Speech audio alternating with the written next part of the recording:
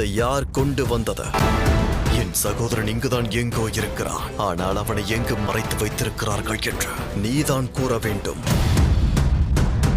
நீங்கள் செய்த தவறு அனைத்தையும் மறந்து அதை மன்னித்தும் கூட வாயை திறக்க நீ இவ்வளவு யோசிக்கிறாய். இளவரசே, உங்கள் தம்பி இங்குதான் இருக்கிறார். சத்ருகன், சத்ருகன், இறுதியாக கேட்கிறேன், தெரிந்தால் சொல்லிவிடுங்கள்.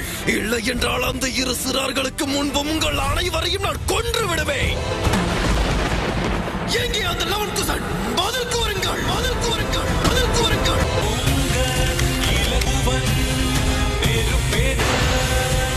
அவசரப்படாதே லட்சுமணா, அவசரப்படாதே லட்சுமணா, லட்சுமணா, அவசரப்படாதே. அகத்தியரா, ஏன் இவ்வளவு கோபம்? என் தம்பி சத்ருகனின் நிலைமையை பாருங்கள். நான் என் ராமன் அண்ணனிடம் என்னவென்று கூறுவேன்? இல்லை முனிவரே, அவர்கள் இருவரையும் நான் விட மாட்டேன். என் தம்பியின் மரணத்திற்கு அவர்கள் இருவரையும் பழி வாங்கியே தீருவேன். உன்னுடைய தம்பிக்கு எதுவும் ஆகவில்லை. கண் விழிக்கவில்லையே. இன்னும் எத்தனையோ வருடங்கள் வாழ்ந்து அவன் பணியை சிறப்பாக செய்திடுவான். மயக்கமுற்றிருக்கிறான். சிறிது நேரத்தில் எழுந்து விடுவான். என் தம்பியை என்னால் எழுப்பவே முடியவில்லையே. எப்பொழுது ஒருவருடைய மனம் தடுமாற்றத்தில் சிக்கிக் கொள்கிறதோ அப்பொழுது அவருடைய உடல் நினைவை இழக்கத்தான் செய்யும். அப்படி என்ன குழப்பம் வந்திருக்கும்? உன் கேள்விக்குண்டான பதிலை நீயே தேடு. நான் பயணம் மேற்கொள்ள உள்ளேன். கூடிய விரைவில் மீண்டும் சந்திப்போம்.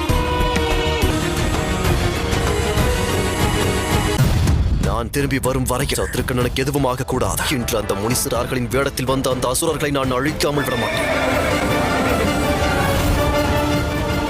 ராம கதையை பாடுபவர்கள் தவறான செயலை செய்ய மாட்டார்கள். தேவை ஏற்படும் பொழுது என் பலத்தை நான் பயன்படுத்திதான் ஆக வேண்டும்.